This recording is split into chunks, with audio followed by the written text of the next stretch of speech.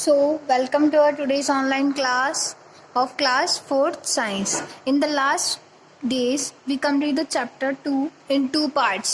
Teeth and microbes. Teeth and microbes अपना chapter number 2 है, वो हमने दो पार्ट्स में कंप्लीट कर लिया था. Today we read the chapter in the summary. हम आज हम क्या करेंगे, समरी के रूप में, यानी समरी में छोटे छोटे पॉइंट्स को कवर करते हुए चैप्टर को फटाफट से कंप्लीट करेंगे. ओके, सो अपना चैप्टर था teeth and microbes. Main topics पे आते हैं ऑन पेज नंबर 18. सबसे पहला टॉपिक है अपना teeth. Teeth are very important part of our body. Teeth क्या है, बहुत इंपॉर्टेंट पार्ट है हमारी बॉडी का. ठीक है, और टीथ किस में हेल्प करते हैं? टीथ बाइट करने में, फूड को बाइट करने में ही नहीं और च्युइंग करने में नहीं, बल्कि हम जो बोलते हैं, हमें टॉक करने में, हमारी बात, आवाज़ को अलग अलग साउंड निकलने में भी इसकी हेल्प की ज़रूरत पड़ती है. हमारी फेस को अलग शेप देते हैं टीथ. ठीक है, नाइस स्माइल देते हैं. और ये कहाँ फिक्स रहते हैं? जॉ लाइन में फिक्स रहते हैं. जॉ लाइन कहाँ रहती है? अपने माउथ के अंदर. अब कितने टाइप ऑफ टीथ थे? दो टाइप के टीथ थे, milk teeth and permanent teeth. Two sets थे टीथ के. कौन कौन से? Milk teeth and permanent teeth. Milk teeth कौन से होते हैं? जब आप पैदा होते हैं, आप जो बचपन में हैं, उन्हें मिल्क टीथ कहा जाता है. तो वो कौन से होते हैं? Temporary teeth. ठीक है, और ये कब तक रहते हैं? 6 साल के, मतलब एज ऑफ 6 ईयर्स के अंदर अंदर मिल्क टीथ रहते हैं आपके. 6 ईयर के बाद कौन से टीथ आने चालू हो जाते हैं? आपके परमानेंट टीथ, जो कि कितने होते हैं? 32 सेट्स होते हैं. कितने होते हैं? 32 सेट्स होते हैं. किसके? परमानेंट टीथ के. तो दो काइंड्स ऑफ टीथ हो गया. ठीक है, अब काइंड्स ऑफ टीथ, कितने प्रकार के टीथ होते हैं? 4. Incisor, canine, premolar and molar. सबसे पहले इंसीजर के बारे में पढ़ेंगे. इंसीजर कौन से होते हैं? कैनाइन कौन से होते हैं? मोलर और प्रीमोलर. जो 4 फ्रंट टीथ होते हैं उन्हें क्या कहा जाता है? इंसीजर. ठीक है, 4 फ्रंट टीथ जिन्हें कहा जाता है इंसीजर. और कितने नंबर्स होते हैं इनके टोटल माउथ में? 8, यानी 4 ऊपर एंड 4 नीचे.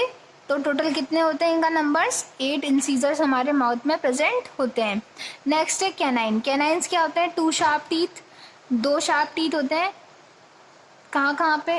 आप इस डायग्राम में देखिए ऑन पेज नंबर 19. देखो, ये 4 तो आपके हैं इंसीजर. जो पर्पल कलर में आपको अपीयर्स हो रहे हैं वो हैं आपके इंसीजर. नेक्स्ट है कैनाइन. कैनाइन कौन सा है? 1 इधर, 1 इधर, ये 1 इधर और ये 1 इधर. तो टोटल माउथ में कितने हो गए कैनाइन्स? 4. 1 2 3 एंड 4 कैनाइन्स पूरे माउथ में प्रेजेंट होते हैं. Next premolars. प्रीमोलर्स क्या होते हैं? जो कैनाइन्स के पास 2 इधर दांत होते हैं, 2 इधर. तो ये कितने होते हैं? टोटल 8 कैनाइन्स प्रेजेंट होते हैं.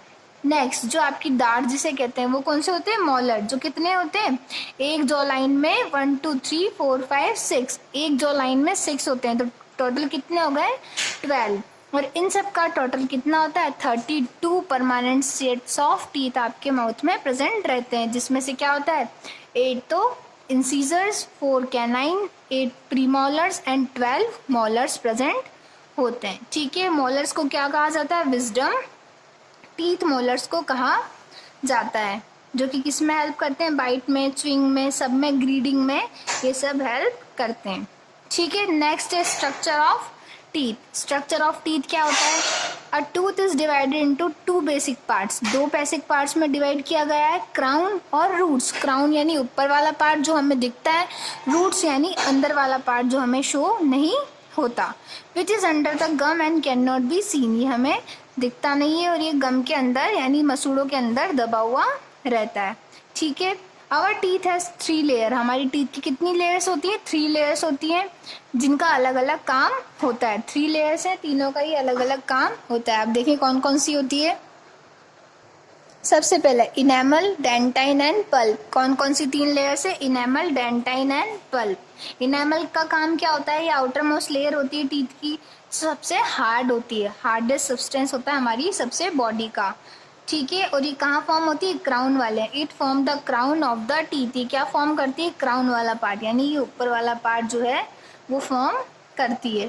डेंटाइन. डेंटाइन कहाँ होता है? डेंटाइन इनेमल के नीचे वाली लेयर है. डेंटाइन कहाँ होता है? इनेमल के नीचे प्रेजेंट होता है. ये हार्ड नहीं होता जैसा कि इनेमल हार्ड होता है. ये किसको प्रोटेक्ट करता है? जो डेंटाइन के नीचे वाली लेयर है पल्प, उसको ये प्रोटेक्ट करता है. पल्प क्या है? अब the pulp is the inner most part. सबसे अंदर वाला पार्ट है किसका? टीथ का. इससे कौन अटैच रहती है? सारी नर्व्स एंड ब्लड वेसल्स, जितनी भी नसें हैं और जितनी भी ब्लड वेसल जो हमारे टीथ से जा रही है वो सब कुछ इसमें प्रेजेंट रहती है। ठीक है, तो ये कितनी लेयर्स हो गई टीथ की? 3 layers, enamel, dentine and pulp. Okay, तो कितने सेट्स पड़े थे? 2 सेट्स थे, परमानेंट और टेम्पररी सेट्स। उसके बाद कितने काइंड्स ऑफ टीथ थे? 4 kinds of teeth, incisor, canine, premolar and molar. और टोटल कितने होते हैं? 32। अब next, teeth and cavity. Teeth और उसमें कैविटी लगना, कैविटी यानी कोई बीमारी या कीड़ा लगना, उसे क्या कहते हैं हम? कैविटी। कैविटी कैसे लगती है? Teeth are very important part of our body. Teeth क्या है? बहुत ज़्यादा इंपॉर्टेंट पार्ट है हमारी बॉडी का। Therefore we should take proper care of them, इसलिए हमें इनका अच्छी तरह से ध्यान रखना चाहिए। व्हेन वी ईट फूड, जब हम फूड खाते हैं यानी खाना खाते हैं, small bites of food get stuck between our teeth. छोटे छोटे जो कण होते हैं खाने के, वो कहाँ फंस जाते हैं? हमारे दांतों के बीच में फंस जाते हैं। If those bites get stuck between our teeth, ये क्या होता है? हमारे दांतों के बीच में फंस जाते हैं। If those bites of food are not removed, अगर ये जो बाइट्स है फूड की ये नहीं निकली, then germs start growing on them, तो क्या होगा? इसमें से जर्म्स स्टार्ट कर देंगे ग्रो करना। The germs from the sticky layer on the tooth called plug, जो स्टिकी लेयर एक फॉर्म कर देंगे हमारे टीथ के ऊपर, उसे क्या कहा जाता है? प्लग कहा जाता है। That is very harmful for our teeth, ये बहुत ज़्यादा हार्मफुल होती है हमारे टीथ के लिए। Plug also causes gingivitis which is a gum disease that can make your gum red, swollen and sore। अगर प्लग आपके टीथ में जम जाए तो ये कौन सी डिसीज बना देती है? गिंगिवाइटिस। ठीक है, जो कहाँ होती है? गम में यानी मसूड़ों में होती है। और ये क्या कर सकती है? एक डिसीज बना सकती है जिसमें क्या होगा? आपकी गम जो है मसूड़े लाल हो जाएंगे, स्वेलिंग आ जाएगी उनमें। ठीक है, gums are the soft pink part, pink tissue in our mouth that hold our teeth in the place. मसूड़े क्या होते हैं? गम्स, हमारे टीथ को होल्ड करके रखते हैं। पिंक कलर का पार्ट होता है हमारे माउथ के अंदर। Unhealthy gums can cause bleeding and pain and ultimately fall of teeth. अगर हमारे मसूड़े स्वस्थ नहीं होंगे, गम्स अच्छे नहीं होंगे, तो क्या होगा? पेन होगा, ब्लीडिंग, पेन। ठीक है, ब्लीडिंग होगी यानी खून आने लग जाएगा उनमें, पेन होगा, दर्द होगा, और अल्टीमेटली यानी लास्ट में क्या होगा? हमारे जो टीथ है वो गिरने लग जाएंगे। ठीक है, तो कैविटी कैसे हुई? अगर आपने खाना खाया और ढंग से वो खाने का बाइट फंस गया और वो रिमूव नहीं हुआ, तो वहाँ पे क्या जम जाएगा? एक स्टिकी लेयर, प्लग, जिसे हमने कहा है वो टीथ के ऊपर जम जाएगी और वो क्या कॉज करेगी? कैविटी कॉज करेगी। The germs also provide an acid, जो जर्म्स होते हैं वो क्या प्रोड्यूस करते हैं? Acid, which make the hole can cavity in the teeth, जो क्या कॉज करती है? होल, एक खड्डा यानी होल प्रोड्यूस करती है, वो क्या हो जाती है? कैविटी कहलाती है। Once the cavity is form in the enamel, एक बार कैविटी अगर दांत में लग गई, इनेमल जो लेयर है आपकी टीथ की सबसे ऊपर वाली, उसमें लग गई, ठीक है, the germs attack the teeth and the cavity become beaker and deeper. एक बार अगर इनेमल में लग गई तो जो क्या होगा? कैविटी बड़ी होती जाएगी और डीपर यानी अंदर तक गहरी होती जाएगी। If a cavity reach the pulp, अगर कैविटी पल्प तक पहुंच गई, पल्प यानी ये वाली जो थर्ड लेयर है आपकी टीथ की, वहां तक पहुंच गई, the tooth start paining and ultimately its fall off. अगर वो वहां तक पहुंच गई तो क्या स्टार्ट हो जाएगा? पल्प तक पहुंचने के बाद पेन यानी दर्द स्टार्ट हो जाएगा और आपका दांत गिर जाएगा। Tooth decay result in bad breath, cavities, tooth bleeding, gums and indigestion. अगर जो दांत की बीमारियां हैं वो क्या रिजल्ट लाती है? बैड ब्रेथ यानी गंदी सांस, कैविटीज यानी कीड़ा लगना दांत में, टूथ एक यानी दांत का दर्द, ब्लीडिंग गम्स यानी मसूड़ों में से खून आना, और इंडाइजेशन। ओके, क्योंकि टीथ भी क्या है हमारे? एक डाइजेशन का पार्ट होता है। Next, care of teeth. आप टीथ की केयर कैसे कर सकते हैं? Brush your teeth twice a day, दिन में 2 बार ब्रश करना है। ब्रश ऑल योर टीथ, ठीक है, सारे टीथ को ब्रश करना है, यूं नहीं सामने सामने वाले आपने टीथ को ब्रश कर लिया। Next, use of toothbrush with the soft bristles, जो सॉफ्ट ब्रिसल्स वाला टूथब्रश होता है उसको आपको यूज करना है। Get a new toothbrush every 3 months, हर 3 महीने में नया टूथब्रश का यूज आपको करना चाहिए। Rinse your mouth properly after meal, मुंह को अच्छी तरह से धोना चाहिए आफ्टर एवरी मील यानी खाना खाने के बाद। ठीक है। अवॉइड करनी चाहिए eatables like chocolate, toffee, coffees, cold drinks, ice cream, ऐसी ईटेबल्स को यानी कॉफ़ी, चॉकलेट, इन सबको आपको अवॉइड करना चाहिए। क्या खाना चाहिए? रो वेजिटेबल्स और फाइब्रस फ्रूट्स, कैरेट्स, एप्पल, इस टाइप के फ्रूट्स आपको खाने चाहिए। हैव मिल्क और मिल्क प्रोडक्ट डेली, दूध पीना चाहिए और उससे मिल्क से बने हुए प्रोडक्ट आपको डेली खाने चाहिए। Visit the dentist regularly for dental checkup, dentist के पास जाना चाहिए रेगुलर चेकअप के लिए। तो ये था आपका टीथ वाला पार्ट। नेक्स्ट है माइक्रोब्स। माइक्रोब्स क्या होते हैं?